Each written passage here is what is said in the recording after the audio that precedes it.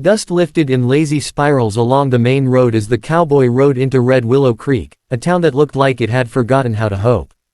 Boardwalks sagged, shutters hung crooked, and the saloon piano wheezed like it had asthma. Folks noticed him anyway. They always did. Not because he was loud or flashy, but because he wasn't. He rode easy, like the horse knew his thoughts before he did, and he carried himself with the quiet confidence of a man who'd learned the hard way that noise rarely solved anything. His name was Eli Mercer, though most people would come to know him only as that lonely cowboy. He'd been riding for weeks, drifting from one small town to the next, doing odd jobs, sleeping under stars that never asked questions. He wasn't running from something so much as he was walking away from memories that refused to stay buried. Red Willow Creek had a story buzzing through it, and Eli heard pieces of it before his boots even hit the dirt. 25 men had tried.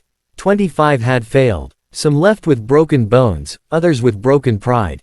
A few never made it past the widow's gate twice. The widow. Her name was Clara Whitmore. Eli first saw her standing at the edge of the livery yard, dressed in black that somehow didn't dull her presence. The wind tugged at her dark hair, loosening it from its pins, and her eyes, sharp, watchful, tracked every movement around her like she was measuring the world and finding it lacking. She wasn't beautiful in a delicate way. She was striking, like a storm rolling in over flat land. Behind her, tied to a heavy oak post, stood the stallion. The horse was massive, coal-black with a white scar slashing diagonally across its chest. Muscles shifted under its hide like coiled wire. Its ears were pinned back, eyes wild and intelligent, as if it understood every whisper about it and resented them all. "That's him," a stable hand muttered nearby. "Devil's Crown." Eli followed the man's gaze. "Looks like he's got opinions." The stable hand snorted. "That horse don't take kindly to men. Widow says if you're a real cowboy, you prove it on her stallion. No saddle, no bridle. Just you and him." Eli raised an eyebrow. "And what happens if you can't?" The man's mouth twisted. "Depends how hard you fall." Eli didn't answer. He just watched the widow. She moved closer to the stallion, resting a hand on its neck. The horse stilled at her touch, breathing hard but steady, like it trusted her in a way it trusted no one else. That caught Eli's attention. Later that evening, the saloon buzzed louder than usual. The widow had made an appearance, and wherever she went, conversation followed. Men straightened their backs when she passed. Some tried to catch her eye.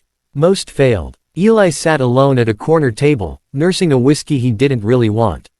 He listened. 25 men, someone said, slurring slightly.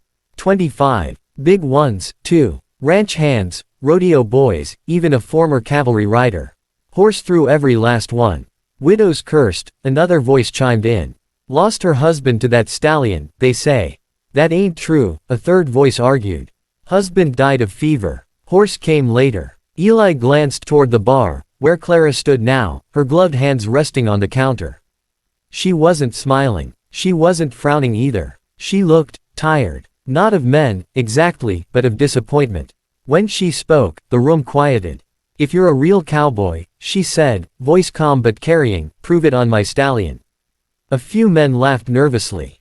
Others looked down at their drinks. No one moved. Clara's gaze swept the room, lingering on each face as if she already knew the outcome. Then her eyes landed on Eli. He didn't look away. For a long moment, neither of them spoke. The room seemed to hold its breath. You, she said, nodding toward him. You ride. Eli set his glass down slowly. Sometimes. A murmur rippled through the saloon. Sometimes. Clara repeated, one eyebrow arching. That horse ain't a sometimes kind of ride, someone muttered. Eli stood. He was tall but not towering, broad-shouldered without being bulky. A man shaped by work, not show. He met Clara's gaze evenly. I don't ride to win bets, he said. And I don't ride to impress crowds. Then why ride at all? She asked. He considered that. Because sometimes a horse needs to be understood more than conquered. The word surprised her. He saw it in the slight widening of her eyes before she masked it. 25 men thought they understood him, she said quietly. Eli nodded. Maybe they were too busy proving something. The saloon erupted in whispers. Clara studied him, really studied him now, as if weighing not just his skill, but his intent. Tomorrow morning, she said at last. At my ranch. Sunrise. Eli inclined his head. "I'll be there." As she turned to leave, someone grabbed Eli's arm. "You got a death wish." The man hissed. "That horse'll kill you." Eli gently freed his arm. "Maybe," he said. "Or maybe he's just been waiting on the wrong kind of man." That night, Eli didn't sleep much. He lay on the narrow bed of the boarding house, staring at the ceiling, listening to the wind scrape against the walls. Memories crept in uninvited, of another horse, years ago, spooked by gunfire, of a fall that shattered more than bones, of a partner who never got back up. He rose before dawn, saddled his own horse, and rode out to the widow's ranch as the sky blushed pink over the plains. Clara was already there, standing in the corral. Devil's Crown paced behind her, restless but alert. "You came," she said. "I said I would." She nodded once. "You should know," she added, voice low, "I don't want him broken." Eli's gaze flicked to the stallion, then back to her. "Neither do I." For the first time since he'd arrived in Red Willow Creek, something like a smile touched her lips.